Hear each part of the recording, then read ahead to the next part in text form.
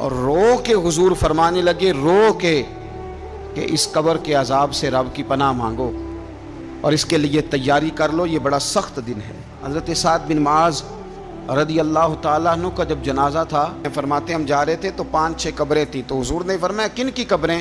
ہم نے عرض کی یا رسول اللہ صلی اللہ علیہ وسلم یہ کافروں کی قبریں۔ یہ نبی پاک علیہ السلام نے فرمایا جو مسلمان جمعے کے دن یا جمعے کی رات کو فوت ہو، حدیث کے راوی حضرت ابو ہریرہ رضی اللہ تعالی عنہ، حضور صلی اللہ تعالی علیہ وسلم نے فرمایا جو شخص بیماری سے فوت ہوا، جو بندہ سورہ ملک پڑھتا ہے، سنن ترمذی میں حضرت ابن عباس سے روایت ہے کہ حضور صلی اللہ علیہ وسلم کے ایک صحابی نے ایک جگہ خیمہ لگایا تو وہاں سورہ ملک پڑھنے کی آواز آتی۔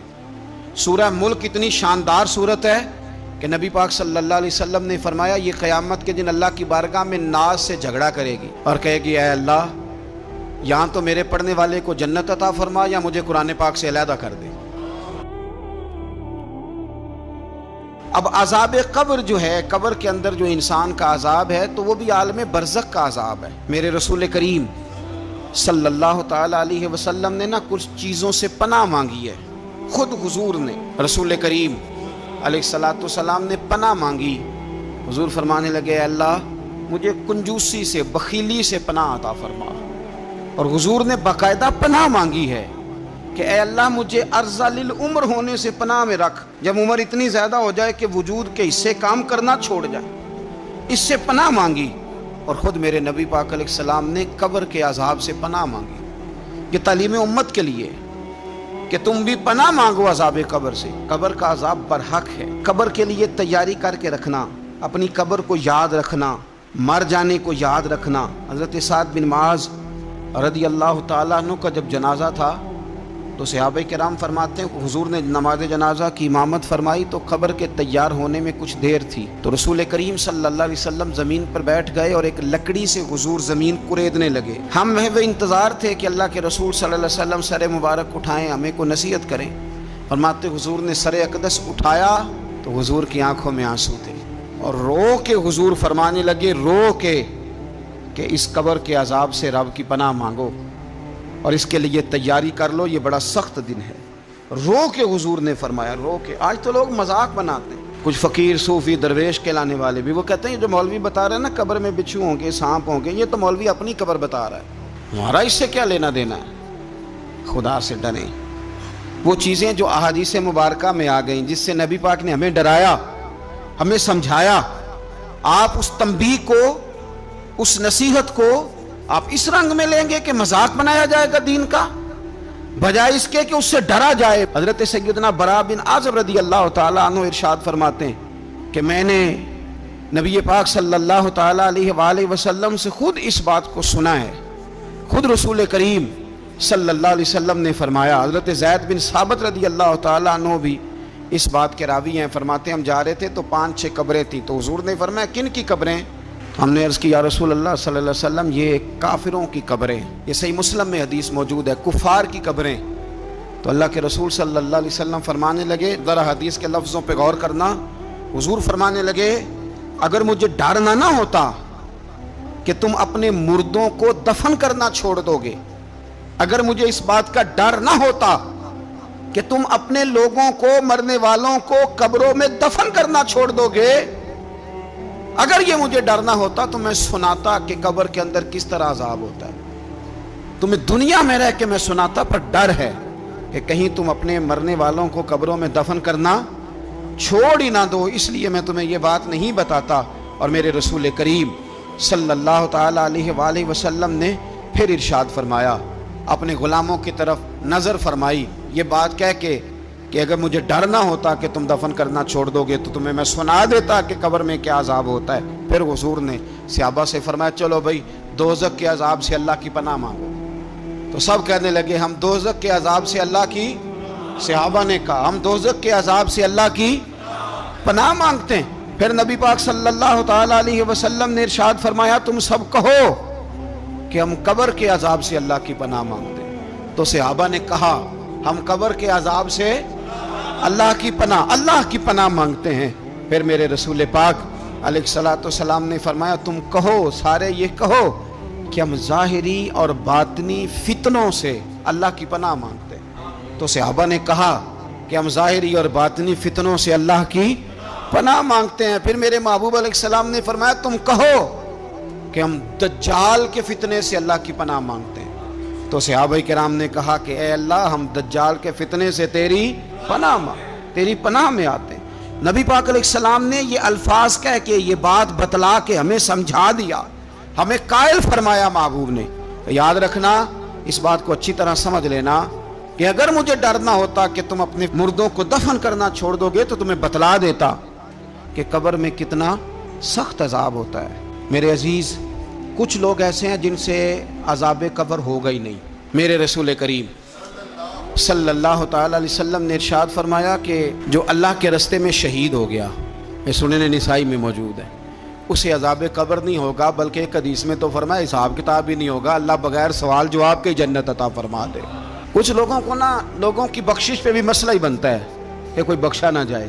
اور ایک صاحب کہہ رہے تھے جی یہ کیا معاملہ ہے کہ جمعے کو بندہ مر گیا یا فلانا ہو گیا تو اس سے حساب کتاب نہیں ہوگا، اتنے بڑے جرم لوگوں نے کی، اتنے پاپ، اور جمعے کو مر گیا تو بخشا جائے گا۔ تو میں نے کہا جرموں کا بھی اسے حساب اللہ لے لے گا، لیکن میاں حساب کتاب کی ڈیوٹی نہ اللہ کی ہے تو بہتر یہ ہے کہ اسی کے ہاتھ میں رہے، تو نہ اپنے ہاتھ میں لینے کی کوشش کر۔ سنن ترمذی کی حدیث۔ ہمیں پتہ نہیں کیا مصیبت ہے، ہمیں پتہ نہیں کیا مسئلہ ہے۔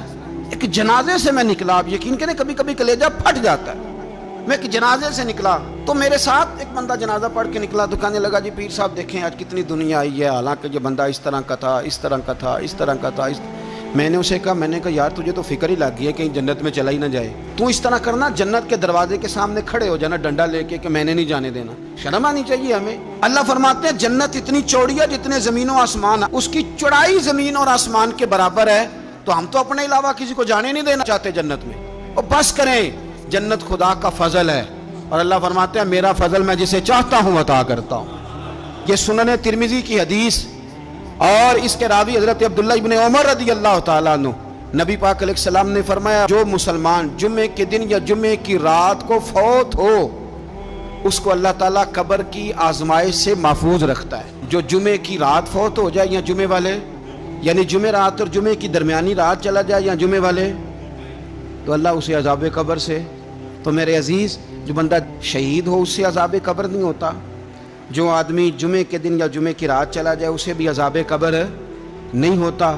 اور میرے رسول کریم صلی اللہ تعالیٰ علیہ وسلم نے فرمایا جو بندہ ایک دن اور ایک رات، یہ حدیث صحیح مسلم میں، سنن ترمذی میں، مصنف عبد الرزاق میں موجود ہے، ایک دن اور ایک رات اللہ کی رضا کے لیے اسلامی سرحد پہ پہرا دے۔ میں اور آپ سوئے ہوئے ہیں، لیکن وہ لوگ جو فوجی بارڈروں پہ کھڑے ہیں، دیکھو مدینے والے محبوب کس کس پہ کرم فرماتے ہیں۔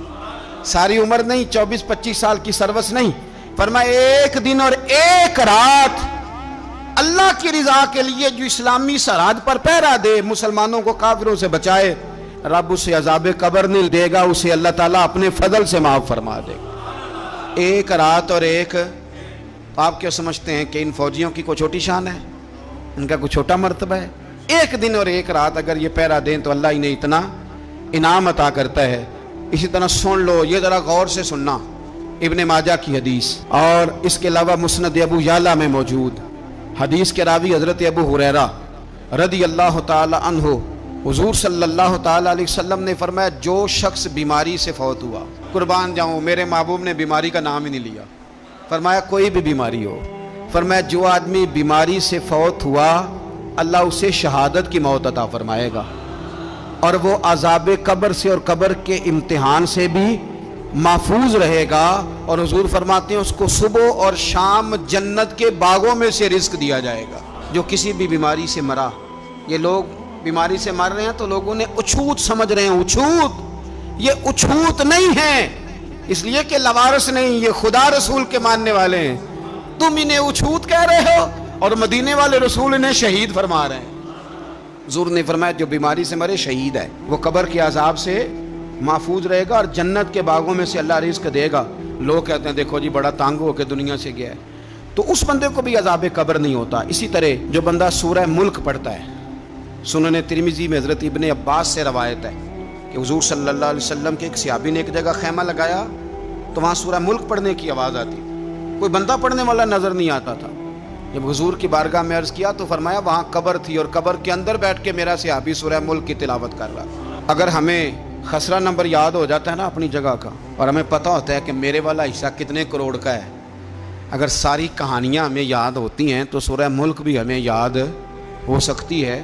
موبائل پہ اس کو ریکارڈ کر لیں، پھر اس کو سنیں کبھی بھی سورہ ملک میں۔ اور ہمارے سلسلہ عالیہ میں تو سورہ ملک وظیفہ ہے۔ ہمارے الوظیفۃ الکریمہ میں اعلیٰ حضرت نے لکھا ہے کہ رات کو سورہ ملک اور سورہ یاسین کے بغیر سونا نہیں۔